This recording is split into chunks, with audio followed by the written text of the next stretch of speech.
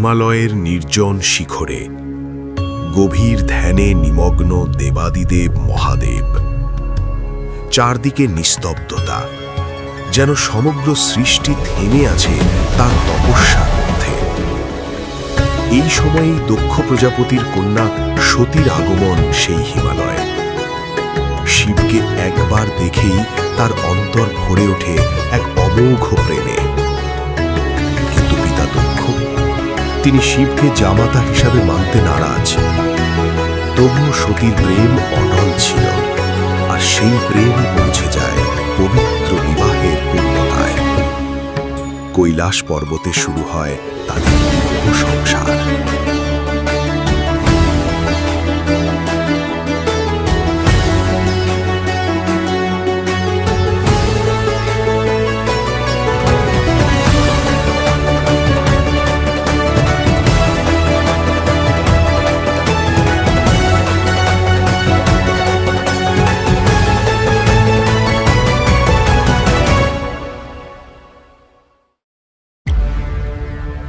একদিন দেবর্ষি নারদের মুখে সতী শুনলেন পিতার মহাযজ্ঞের কথা।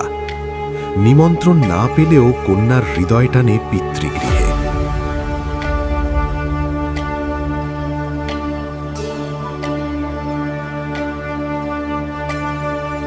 শিবের নিষেধ অমান্য করেই তিনি পৌঁছে গেলেন সেই যজ্ঞমণ্ডপে। ওম অগ্নিদেবায় নমঃ। কিন্তু সেখানে অপেক্ষা করছিল অপমান।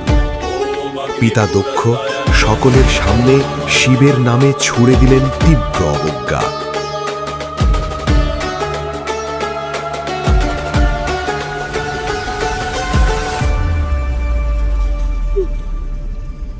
সেই অপমান সহ্য করতে না পেরে সতী নিজের আত্মসম্মানের জন্য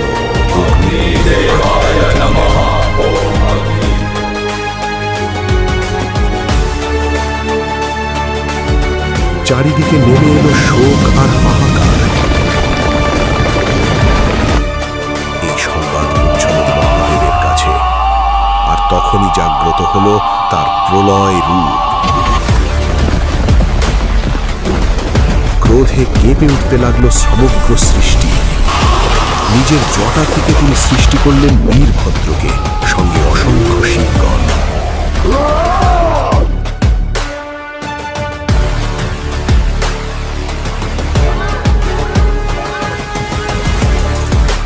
তাদের তাণ্ডবে ধ্বংস হয়ে গেল দুঃখের যজ্ঞ।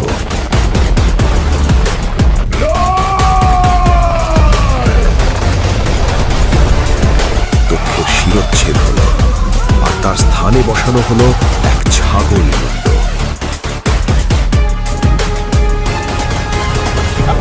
সব কিছু থেমে গেল, কিন্তু মহাদেব, তিনি রয়ে গেলেন নিঃস্ব। অর্ধাঙ্গিনী সতীকে হারিয়ে তিনি ডুবে গেলেন গভীর ধ্যানে। সময় বয়ে চলল, আবার কৈলাসে সেই নিঃসঙ্গ ধ্যানমগ্ন মহাদেব। এবার আবির্ভাব হল হিমালয় রাজের কন্যা পার্বতীর। তিনি ডাকলেন, কিন্তু মহাদেব রইলেন নীরব। তাই পার্বতী বেছে নিলেন কঠোর তপস্যার পথ। অটল ভক্তি আর দীর্ঘ সাধনার পর অবশেষে গণ্য মহাদেবের ধ্যান। তিনি গ্রহণ করলেন পার্বতীকে।